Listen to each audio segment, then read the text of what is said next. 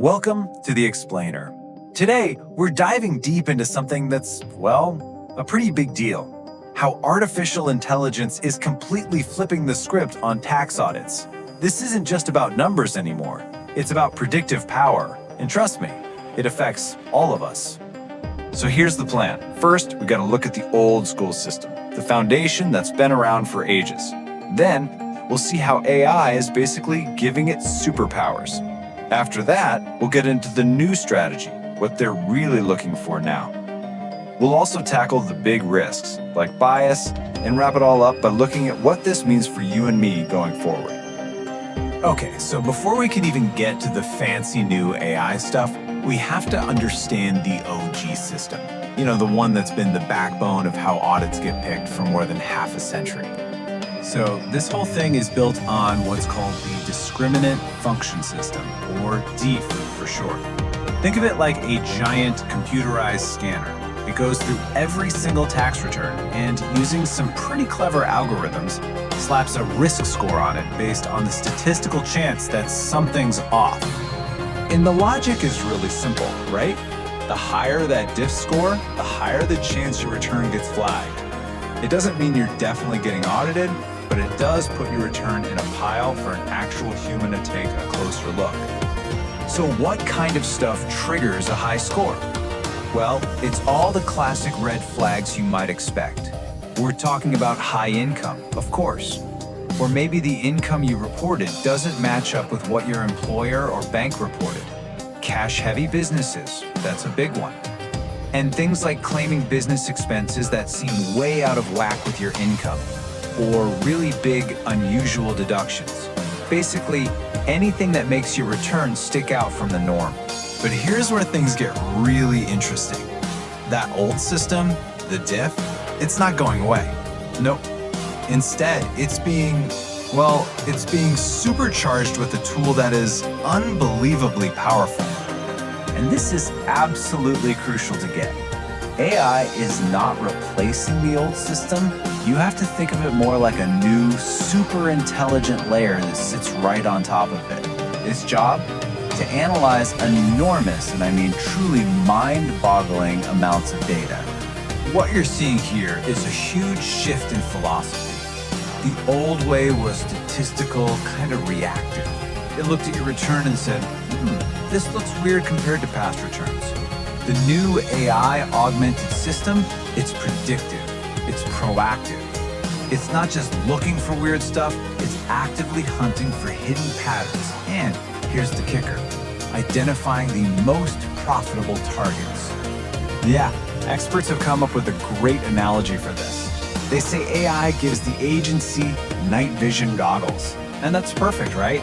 It lets them see these incredibly complex financial webs and patterns that were just invisible before, especially when you're talking about the biggest, most complicated tax situations out there.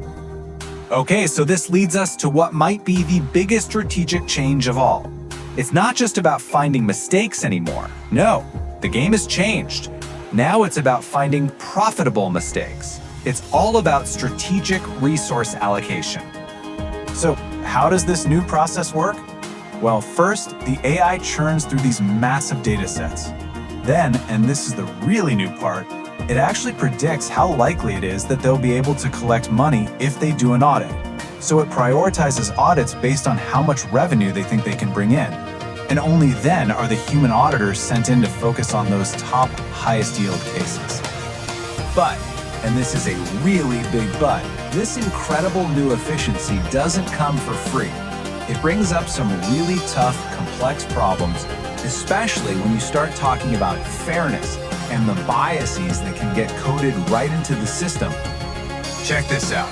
A major university study dug into this and found something pretty shocking.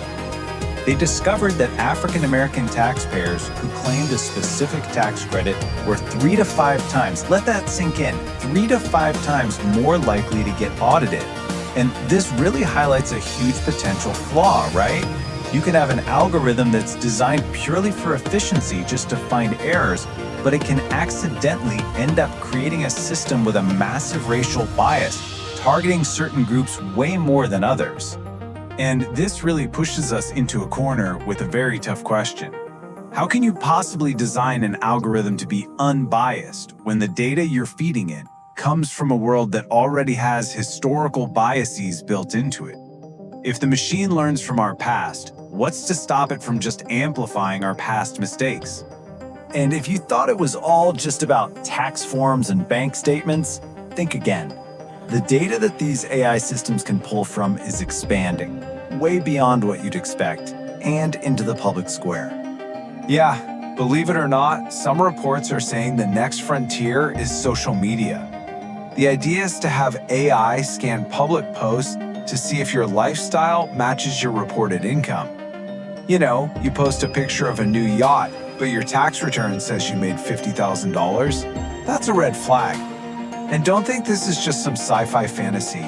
Public social media posts have already been used as evidence in major tax fraud cases. So, after all that, where does this leave us? What's the bottom line here? What does this new reality actually mean for you, the taxpayer? Look, at the end of the day, the system is just way smarter and more powerful than it's ever been. AI can spot these super complex patterns that would have been impossible for a human to find. And what that means is that the room for error, it's basically shrinking to zero. Keeping meticulous records and filing accurately isn't just a good idea anymore, it is absolutely critical. And that leaves us with one final, pretty big thought to chew on. As this technology makes tax enforcement more and more efficient, maybe even perfectly efficient one day, we have to stop and ask ourselves, what's the cost? What's the trade-off when it comes to fundamental things like fairness and privacy? And who gets to decide where we draw that line?